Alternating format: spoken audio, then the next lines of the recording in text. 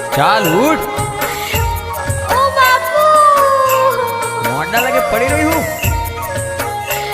ઓ બાપુ. બોકડો તારા બાપો થશે. પાણી ભરવા જાકા. અરે તારો સોરો મારે રાખવાનો.